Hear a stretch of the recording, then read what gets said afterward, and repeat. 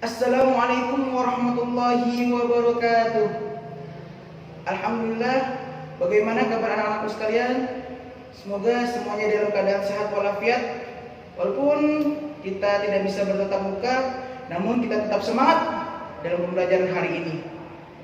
Sebelum kita memulai pembelajaran hari ini, mari sama-sama kita berdoa. Mudah-mudahan pembelajaran hari ini Allah mudahkan dalam memahaminya. Al-Haziniyah walakuliyatin sholihah wa ila hadratin Nabi Mustafa Rasulullah sallallahu alaihi wasallam. Surah Al-Fatihah. A'udzubillahi minasyaitonir rajim. Bismillahirrahmanirrahim. Alhamdulillahirabbil alamin. Arrahmanir rahim. Maliki yaumiddin.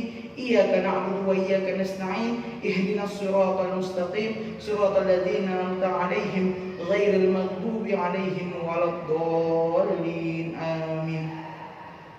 Tadi kita sudah sama-sama membaca doa. Mari kita mulai pembelajaran hari ini dengan membaca basmalah. Bismillahirrahmanirrahim. Para nabi dan rasul diutus oleh Allah Subhanahu wa taala untuk menyampaikan ajaran tauhid kepada umat manusia agar umat manusia mendapatkan petunjuk ke jalan yang benar. Namun, dalam penyampaian ajaran tauhid ini banyak sekali halangan dan rintangan. Maka dari itu, Allah menganugerahkan mukjizat kepada para rasulnya untuk melemahkan dan mengalahkan lawannya. Materi yang kita akan bahas saat ini adalah tentang mukjizat dan kejadian luar biasa lainnya. Sebelum kita mengetahui apa sih pengertian dari mukjizat dan kejadian luar biasa lainnya, mari sama-sama kita simak video berikut ini. Check it out.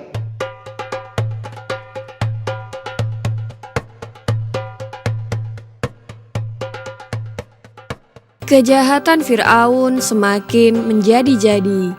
Para pengikut Nabi Musa disiksa agar menjadi sesat dan mengikuti kembali perintah Fir'aun. Istri Fir'aun yang dulu merupakan ibu angkat Nabi Musa turut mengikuti ajaran Nabi Musa. Dan ketika Fir'aun mengetahui hal tersebut, Fir'aun langsung menyiksa Asia, istrinya sendiri, hingga meninggal dunia. Nabi Musa kemudian berdoa agar Allah memberi azab kepada Fir'aun dan para pengikutnya.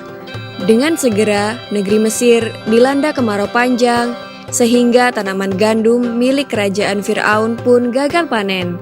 Banyak pepohonan dan hewan ternak yang mati, disusul badai yang merobohkan rumah-rumah mereka, dan wabah penyakit melanda di mana-mana.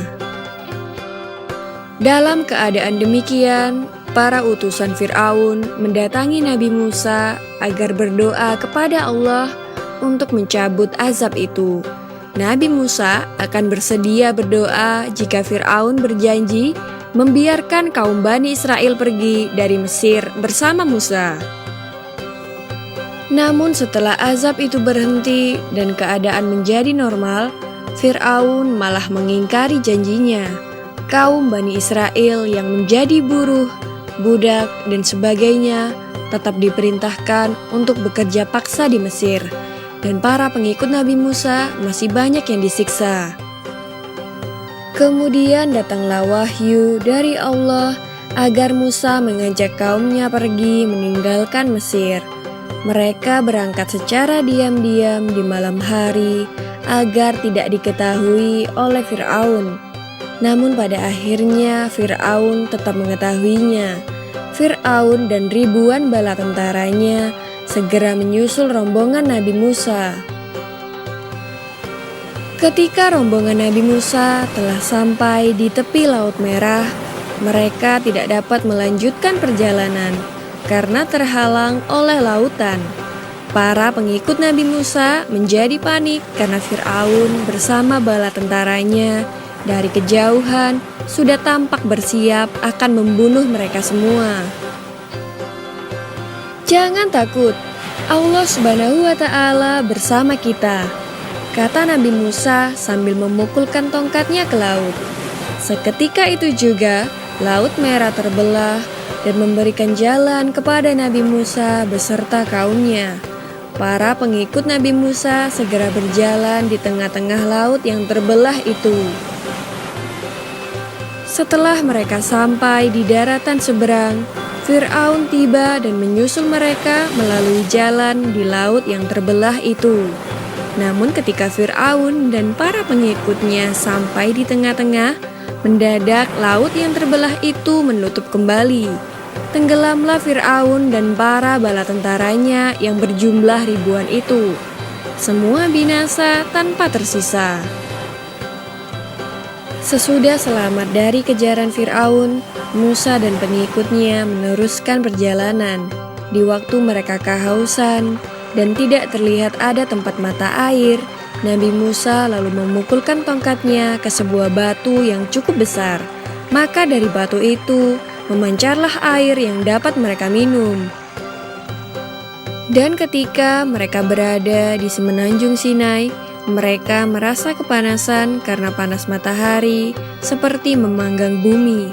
Tak ada tempat berteduh karena tak ada satupun pohon yang terlihat oleh mereka.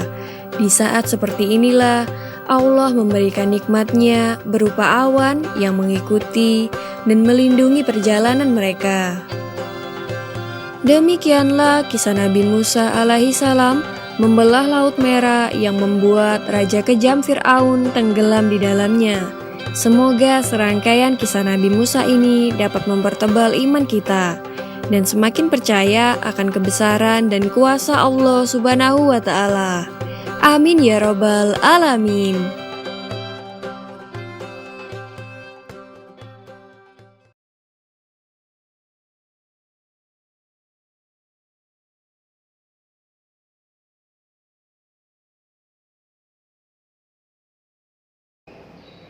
Tadi kita sudah sama-sama menyimak video tentang mukjizat Nabi Musa. Nah, sekarang apa sih pengertian dari mukjizat? Mukjizat adalah kejadian luar biasa yang dianugerahkan oleh Allah Subhanahu wa Ta'ala kepada para rasulnya untuk melemahkan dan mengalahkan musuh-musuh Allah dan sebagai bukti atas kebenaran risalahnya. Mukjizat itu tidak dapat dipelajari dan ditandingi oleh siapapun dan datangnya secara tiba-tiba. Biasanya mukjizat diberikan pada waktu atau kondisi seseorang Rasul Allah dalam keadaan yang sangat terjepit. Firman Allah Subhanahu wa Ta'ala dalam Quran surat An-Nisa ayat 174 yang berbunyi, A'udzu billahi minasy syaithanir rajim. Bismillahirrahmanirrahim. Ya ayyuhan nasu qad ja'akum burhanun mir rabbikum wa anzalna ilaikum nuran mubina. Yang artinya, wahai manusia, sesungguhnya telah sampai kepadamu bukti kebenaran dari Tuhanmu, Muhammad dengan mukjizatnya, dan telah kami turunkan kepadamu cahaya yang terang benderang, Al-Quran. Mukjizat dibagi menjadi dua. Yang pertama ada mukjizat kauniyah, mukjizat yang terbatas, yaitu mukjizat yang tampak atau dapat ditangkap oleh panca indera, seperti tongkat Nabi Musa alaihissalam yang bisa membelah lautan. Yang kedua, mukjizat akliyah atau mukjizat tidak terbatas, yaitu mukjizat yang hanya dapat dipakai oleh akal pikiran, seperti Al-Quran. Istimewanya adalah mukjizat ini akan terus berlaku sepanjang zaman bagi orang-orang yang berpikir. Selain mukjizat, ada kejadian luar biasa lainnya yang Allah berikan kepada hamba-hambanya yang Ia kehendaki. Adapun kejadian luar biasa lainnya terbagi menjadi tiga, yaitu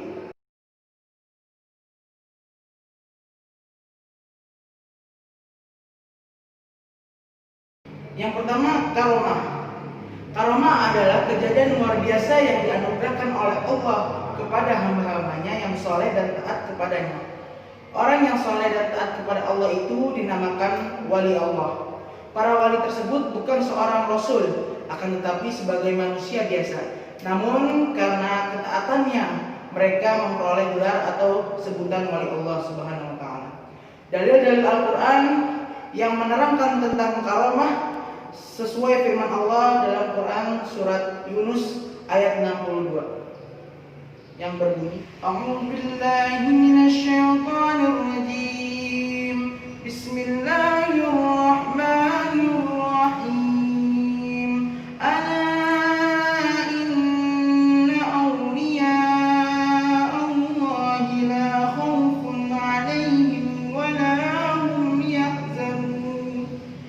artinya, ingatlah wali-wali Allah itu tidak ada rasa takut pada diri mereka dan mereka tidak bersedih hati. Para wali Allah juga sangat aktif dalam menyebarkan dan mengembangkan ajaran Islam. Para wali juga mengalami kendala-kendala atau hambatan sebagaimana para Rasulullah. Salah satu karamah yang diberikan kepada wali Allah adalah kepada Sunan Kalijaga atau yang disebut Raden Syahid. Waktu membuat Masjid Agung Demak Bintoro yang menggunakan potongan-potongan kayu kecil tanpa menggunakan lem. Akhirnya menjadi tiang masjid yang besar dan kokoh berkat karamahnya.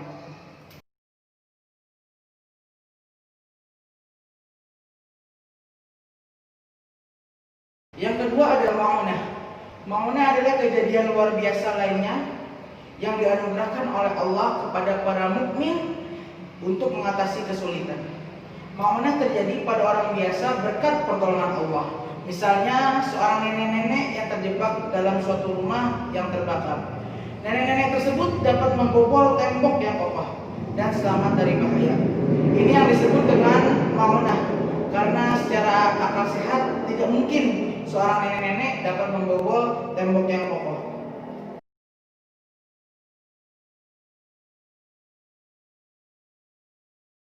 Dan yang ketiga ada irhas.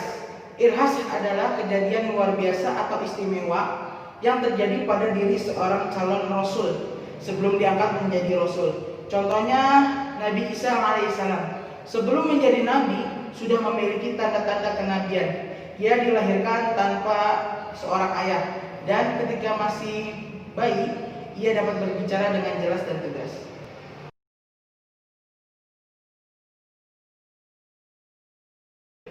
Selanjutnya hikmah dari mukjizat dan kejadian luar biasa lainnya. Yang pertama, melemahkan dan mengalahkan alasan atau usaha dan tipu daya orang-orang yang menentang dakwah Rasul-Rasul Allah. Yang kedua, bagi yang telah percaya kepada kenabian, maka mukjizat akan berfungsi untuk memperkuat serta menambahkan keyakinan akan kekuasaan Allah Subhanahu wa taala. Yang ketiga, membuktikan kebenaran Rasul yang diutus Allah dan ajaran-ajarannya. Yang keempat, mempertebal iman kepada Allah Subhanahu wa taala. Yang kelima, mendekatkan diri kepada Allah Subhanahu wa taala. Dan yang terakhir, tidak takut akan kesulitan karena yakin Allah selalu memberikan pertolongan kepada hamba-hambanya yang beriman dan bertakwa. Tadi kita sudah membahas tentang mukjizat, pengertian mukjizat dan macam-macam mukjizat. Kemudian ada pengertian dari karomah, lalu ada pengertian dari Ma'unah, dan yang terakhir ada pengertian dari irhas. Setelah kita mempelajari semua ini, maka Bapak akan memberikan soal, yaitu coba kalian jelaskan apa sih perbedaan dari mukjizat, karomah, Ma'unah, dan irhas. Tulis jawaban kamu di kolom komentar ya. Cukup sekian materi yang Bapak sampaikan. Kurang lebihnya mohon dibukakan pintu maaf yang sebesar-besarnya. Wabillahi taufiq wal hidayah. Wassalamualaikum warahmatullahi wabarakatuh.